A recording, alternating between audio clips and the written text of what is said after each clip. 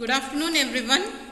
So, in the previous three classes, we studied about different transmission medias, and that too particularly the medias which come under the categorization of guided transmission media.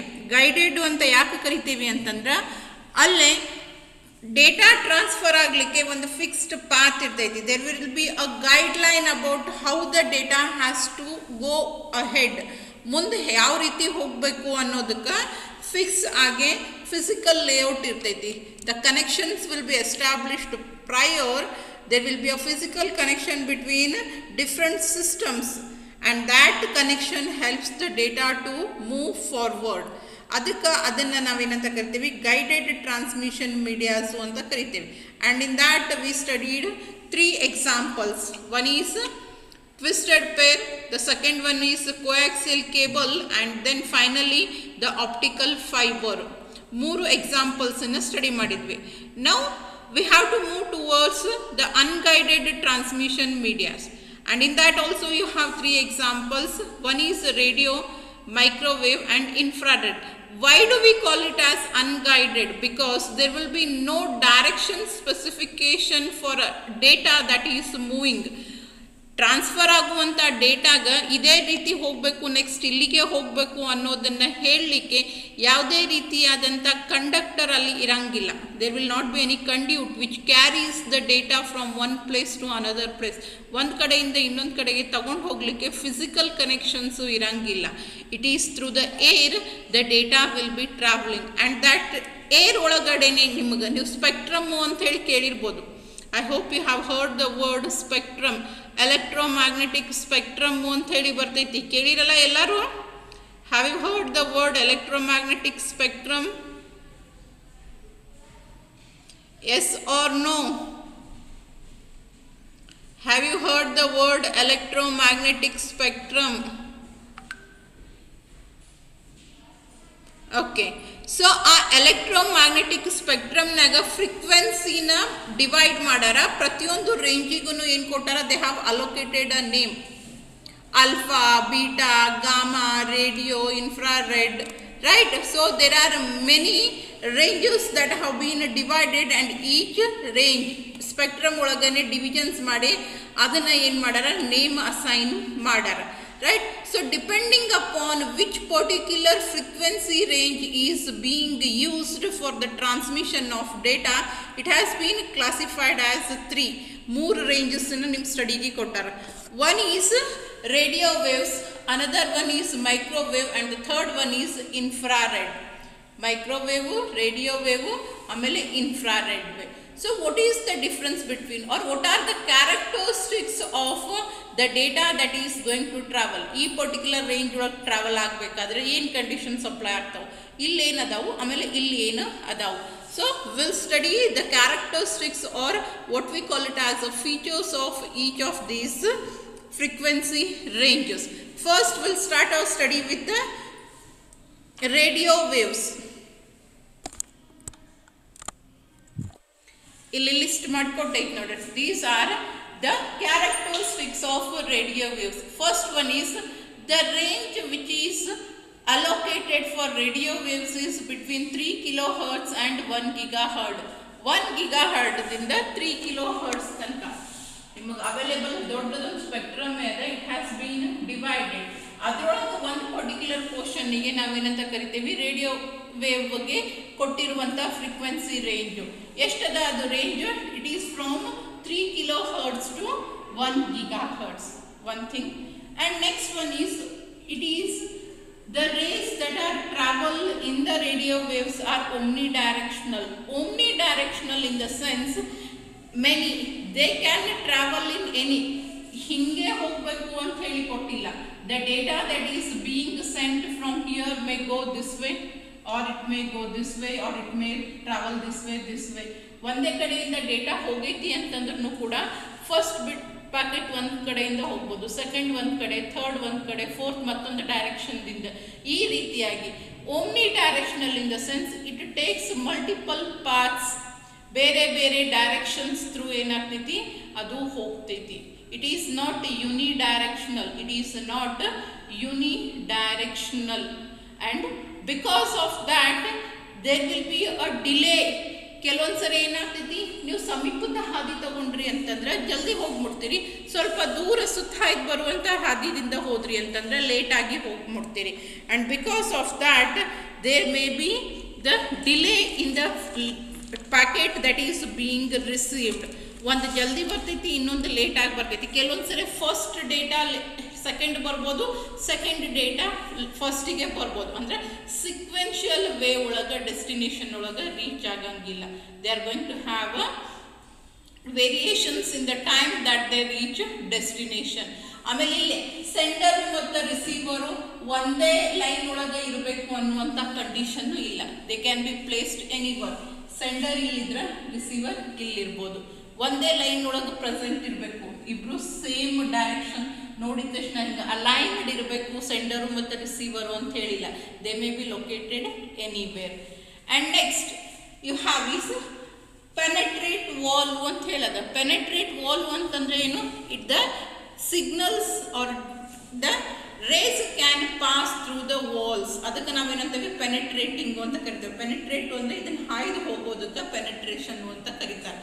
If you are using low or medium frequency, ಇದರೊಳಗೇನೆ ಈ range ಒಳಗೇನೆ ನೀವು 3 kHz 1 GHz ಒಳಗೆ lower frequency around ಇಲ್ಲಿ ಕೆಳಗಿರುವಂಥವು 30 kHz ಇಲ್ಲ ಅಂತಂದ್ರೆ 16 ಇಲ್ಲ 1000 kHz ತನಕ ಹಿಂಗೆ ಯೂಸ್ ಮಾಡಿದ್ರಿ ಅಂತಂದ್ರೆ ಯಾವುದರದ್ದು frequency the data that you are going to transfer, if it is of a low frequency or if it is of a medium frequency then it can easily penetrate the walls. ಅಂದರೆ ಆರಾಮಾಗಿ ಏನಾದರೂ ಬಂತು ಅಂದರೆ ಗಾಡಿ ಆಬ್ಸ್ಟೆಕಲ್ಸು ಅದು ಬಂದು ಅಂದರೆ ಅದನ್ನು ಪಾಸ್ ಮಾಡಿಕೊಂಡು ಕೂಡ ಮುಂದೆ ಹೋಗ್ತೈತಿ, ಅಲ್ಲಿಗೆ ಸ್ಟಾಪ್ ಆಗಂಗಿಲ್ಲ. ಆದರೆ ನೀವೇನಾದರೂ ಹೈ ಫ್ರೀಕ್ವೆನ್ಸಿನ ಯೂಸ್ ಮಾಡ್ತಿದ್ರಿ ಅಂತಂದರೆ then it is definitely going to stop there only. It cannot penetrate wall. ಆಬ್ಸ್ಟೆಕಲ್ಸನ್ನು ಪೆನೆಟ್ರೇಟ್ ಮಾಡಿಕೊಂಡು ಪಾಸ್ ಮಾಡಿಕೊಂಡು ಹೋಗಲಿಕ್ಕೆ ಆಗಂಗಿಲ್ಲ ಯಾವುದಕ್ಕೆ? ಹೈ ಫ್ರೀಕ್ವೆನ್ಸಿ ಯೂಸ್ ಮಾಡಿದ್ರಿ ಅಂದರೆ. ಬಟ್ ಮೀಡಿಯಮ್ ಮತ್ತು ಲೋ ಫ್ರೀಕ್ವೆನ್ಸಿ ಯೂಸ್ ಮಾಡಿದರೆ they can easily penetrate walls and they can keep moving forward. So ಯಾಕಂದರೆ ಸೋರ್ಸ್ ಮತ್ತು ಡೆಸ್ಟಿನೇಷನ್ ನಡುವೆ ಏನಾದರೂ ಬರ್ಬೋದು. ನೀವು ಕೇಬಲ್ ಹಾಕಿದ್ರಿ ಅಂದರೆ ಕೇಬಲ್ ಹಾಕಬೇಕಾದ್ರೆ ಏನ್ರಿ ಬಂದರೆ ನಾವು ಏನು ಮಾಡ್ತೀವಿ, ಬೇರೆ ಡೈರೆಕ್ಷನ್ಸ್ ಥ್ರೂ ಕೇಬಲ್ಸನ್ನು ಡ್ರಾ ಮಾಡ್ತೇವೆ. ಆದರೆ ಇಲ್ಲಿ ಯಾವುದೇ ರೀತಿಯಾದಂಥ ಫಿಸಿಕಲ್ ಕನೆಕ್ಷನ್ ಎಸ್ಟಾಬ್ಲಿಷ್ಮೆಂಟ್ ಆಗಿರಂಗಿಲ್ಲ. ಡೇಟಾ ಯಾವಾಗ ಹೋಗ್ತಿರ್ತೈತಿ ಆವಾಗ ನಿಮಗೆ ಆಬ್ಸ್ಟೆಕಲ್ಸ್ ಬಂದು ಅಂದರೆ ಆ ಮೂಮೆಂಟ್ನಾಗ ಏನು ಮಾಡಬೇಕು ಅನ್ನೋದು ಡಿಸೈಡ್ ಮಾಡಬೇಕು. If it is a low frequency then it has a feature of going through it. ಅದನ್ನು ಪಾಸ್ ಮಾಡ್ಕೊಂಡು ಹೋಗೋದು ಅದರೊಳಗೆ ಇನ್ಬಿಲ್ಟ್ ಕ್ಯಾರೆಕ್ಟರ್ ಇರ್ತೈತಿ. ಆದರೆ ನೀವು ಹೈ ಫ್ರೀಕ್ವೆನ್ಸಿನ ಯೂಸ್ ಮಾಡ್ತಿದ್ರಿ ಅಂದರೆ ಆ high frequency signal cannot penetrate wall, so it stops there only. And then ಈ ಇದರೊಳಗೆ ಯೂಸ್ ಮಾಡುವಂಥ ಸಿಗ್ನಲ್ಸ್ದ ರೇಂಜ್ ಏನಿರ್ತೈತಿಲ್ಲ ಇಟ್ ಈಸ್ ವೆರಿ ನ್ಯಾರೋ, ಭಾಳ ಸಣ್ಣದಿರ್ತೈತಿ. ನಾವೇನಾದರೂ ಬೇರೆ ಬೇರೆ ಟೆಕ್ನಿಕ್ಸನ್ನು ಯೂಸ್ ಮಾಡಿಕೊಂಡು ಸಬ್ ಬ್ಯಾಂಡ್ಸನ್ನು ಯೂಸ್ ಮಾಡಿದ್ವಿ. If you are dividing it, if you are using frequency division multiplexing ಅಥವಾ ಫ್ರೀಕ್ವೆನ್ಸಿ ಡಿವಿಷನ್ ಮಲ್ಟಿಪಲ್ ಆಕ್ಸೆಸಿಂಗನ್ನು ಯೂಸ್ ಮಾಡಿದರೆ ಏನು ಮಾಡ್ತೀವಿ, available frequency will be again divided. ಇರುವುದೇ ಅತಿ ಸಣ್ಣ ನ್ಯಾರೋ ಬ್ಯಾಂಡ್ ಅದ, ಮತ್ತು ಅದನ್ನು ಡಿವೈಡ್ ಮಾಡಿದ್ವಿ ಅಂದರೆ ತೀರಾ ಸಣ್ಣದಾಗಿ ಡಿವೈಡ್ ಆಗ್ತೈತಿ. It's frequency is very narrow when you compare it with the microwave. Microwave ಜಾಸ್ತಿ ಅದ, ಇದಕ್ಕೆ ಭಾಳ ನ್ಯಾರೋ ಸ್ಟ್ರೆಂತ್ ಇರ್ತೈತಿ. And it requires permission whenever you are using the radio waves for your communication. ಆ ಕಮ್ಯುನಿಕೇಷನ್ ಎಸ್ಟಾಬ್ಲಿಷ್ ಮಾಡಲಿಕ್ಕೆ ನೀವೇನು ಆ ಬ್ಯಾಂಡನ್ನು use ಮಾಡ್ತಿರಲ್ಲ ಆ ಬ್ಯಾಂಡ್ ಯುಟಿಲೈಸ್ ಮಾಡಬೇಕಂದ್ರೆ ನಿಮಗೆ ಅಥಾರಿಟಿಯಿಂದ ಕನ್ಸರ್ನ್ಡ್ ಅಥಾರಿಟೀಸ್ ಪರ್ಮಿಷನ್ದ ಅವಶ್ಯಕತೆ ಅದ. You cannot use it without any authority. Legal ಆಗಿ ಬಿಡ್ಡಿಂಗ್ ಒಳಗೆ ಪಾರ್ಟಿಸಿಪೇಟ್ ಮಾಡಬೇಕು, ಪೇ ಮಾಡಬೇಕು, ಪರ್ಮಿಷನ್ ತಗೋಬೇಕು, then only you can use the radio waves. And then ಯಾರೇ ಐನೋಸ್ಪಿಯರ್ ಅನ್ನೋದನ್ನ ಕೇಳಿರಿ. ಅರ್ತ್ ಮೇಲ್ಗಡೆ ಬರುವಂಥ ಕೆಲವೊಂದಿಷ್ಟು ಲೇಯರ್ಸ್ ಇದಾವ, ಗೊತ್ತದಾವ. ಓಝೋನ್ ಲೇಯರ್ನ ಕೇಳಿರಿ, ಐನೋಸ್ಪಿಯರ್ ಅಂತ ಹೇಳಿ. There is another layer which is called as ionosphere which contains charged particles, which is made up of charged particles and it circles around the earth. Have you heard the word ionosphere? Kelidina ionosphere? Ionosphere. Yes, Amrita, what is ionosphere? Unmute yourself and answer. What is ionosphere?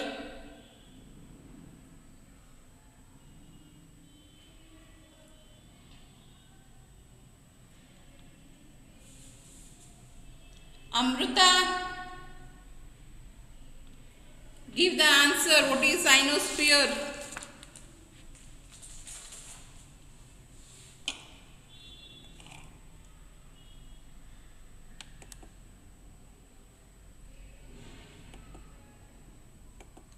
Yes, ಮತ್ತೆ ಯಾರೇ ionosphere ಅಂದರೆ ಏನು ಅಂತ ಹೇಳ್ತೀರೇನಾ? Do anybody know what is ionosphere?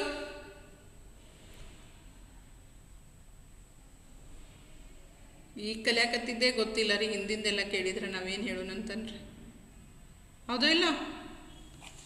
Right. So ionosphere is a layer that appears above the ground.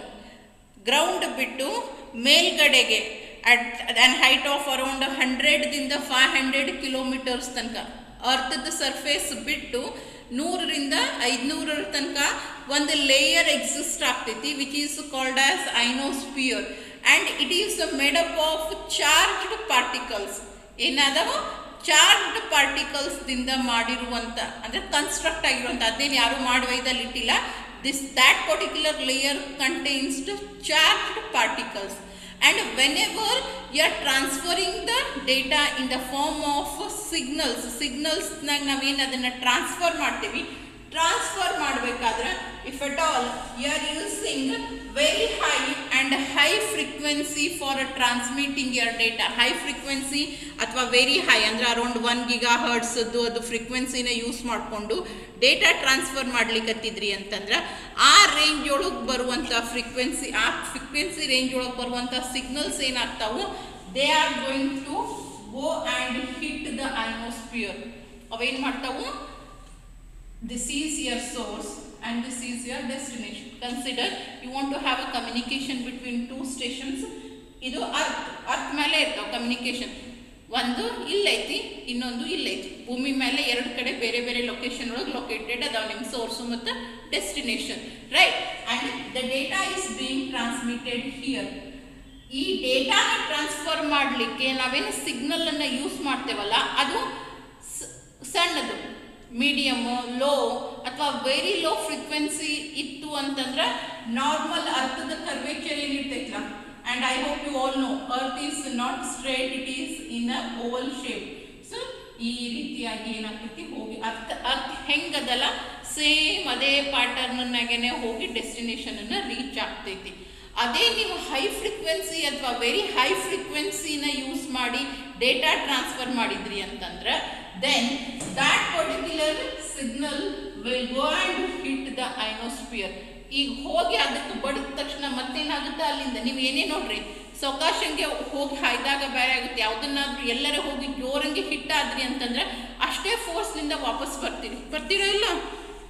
ನೋಡ್ಲಾರ್ದೆ ಓಡ್ತಿರ್ತೀರಿ, ನೋಡ್ಲಾರ್ದೆ ಹೋಗಿ ಎದಕ್ಕರೆ ಬಡದ್ರಿ ಅಂದರೆ ಎಷ್ಟು ಜೋರು ಹೋಗಿ ಬಡ್ದಿರ್ತೀರಿ ಅಷ್ಟು ಹಿಂದೆ ಬರ್ತೀರಿ. In the same way the high frequency or very high frequency signals will go and hit the ionosphere, and from there they are bounced back and then they will go and reach the destination.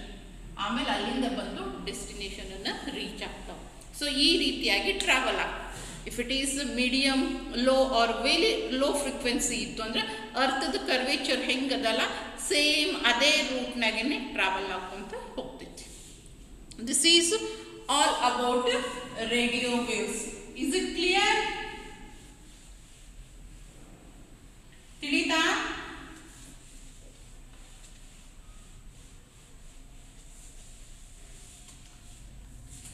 Understood or no?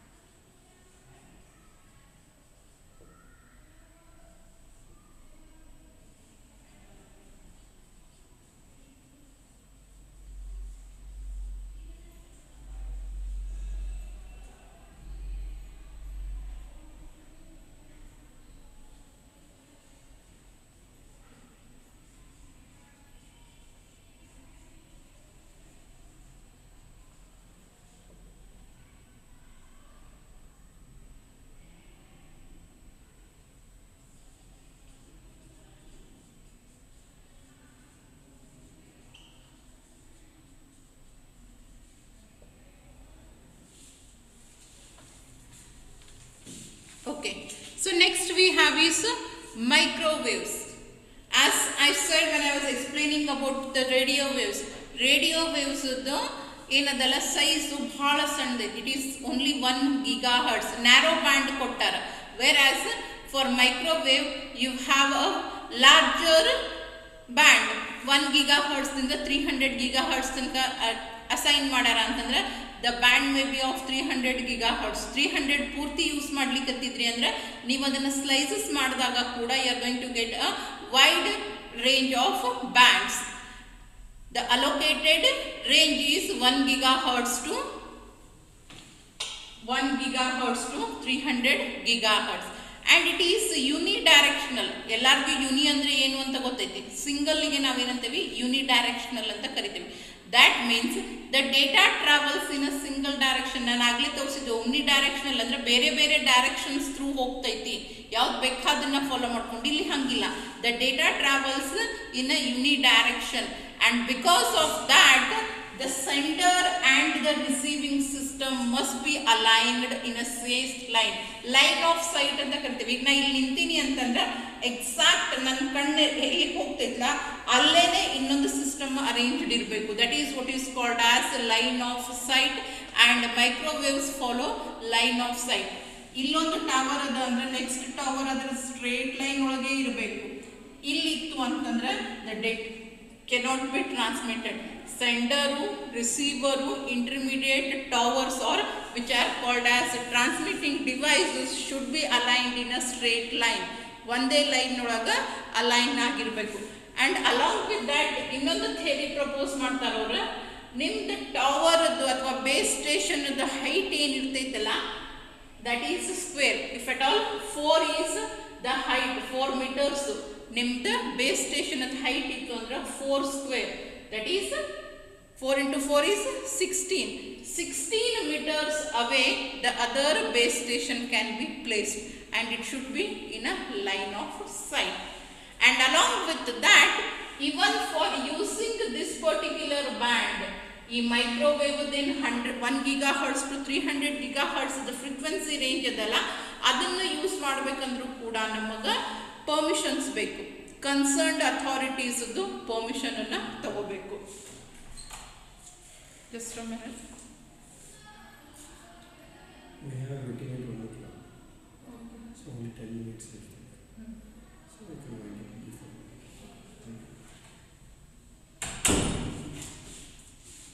Right? So line of sight one property. Innondu square of your base station is the distance that appears between two base stations or between the base station and sending system or between the base station and receiving system.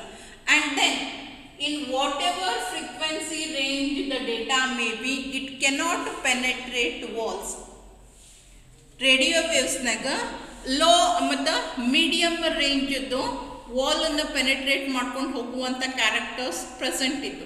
But ಇಲ್ಲಿ ಯಾವುದೇ frequency ಒಳಗೂ it cannot penetrate wall, it bounces back.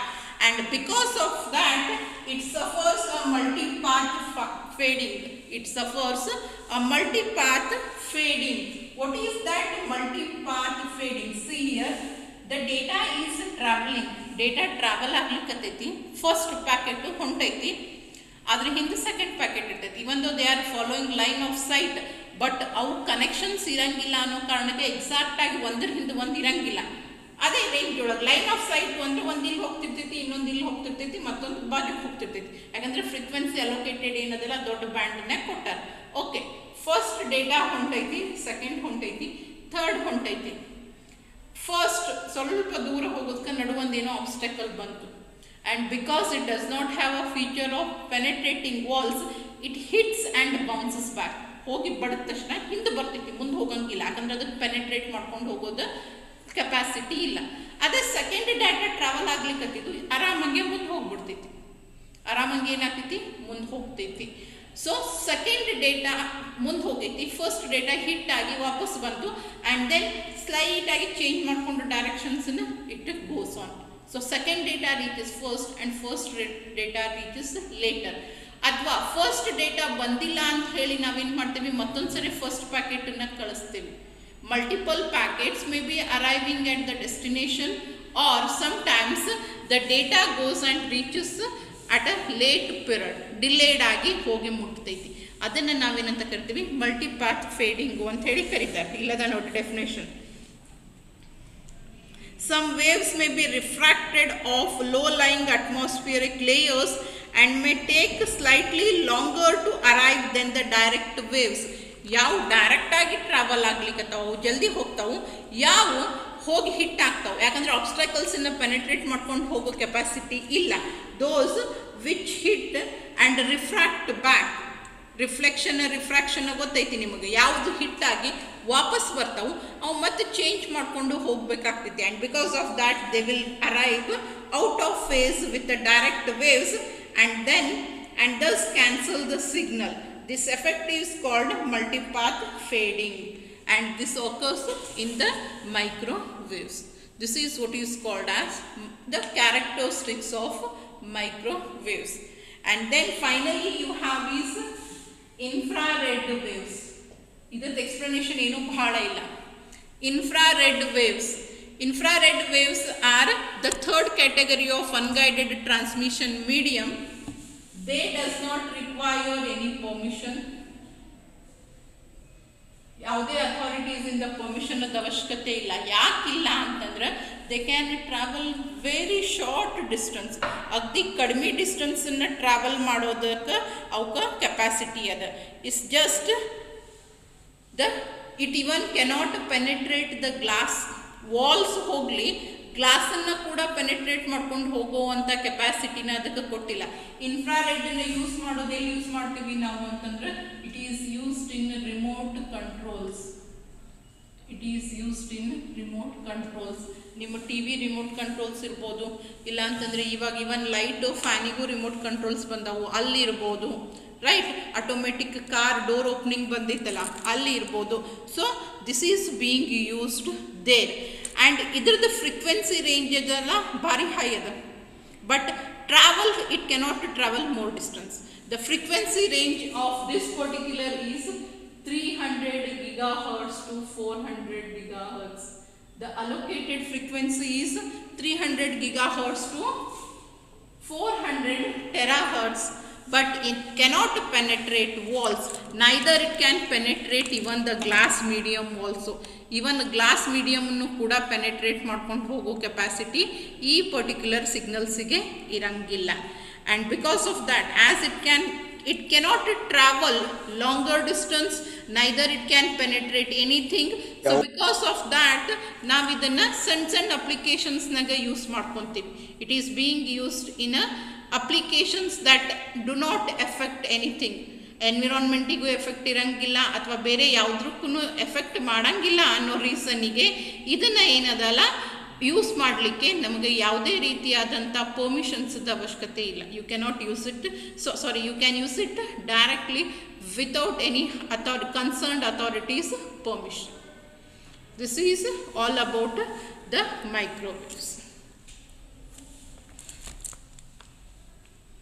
And this completes the first topic of third unit, that is transmission medium. And in the next class we'll start with the error control techniques. In the next class we'll start with error control techniques.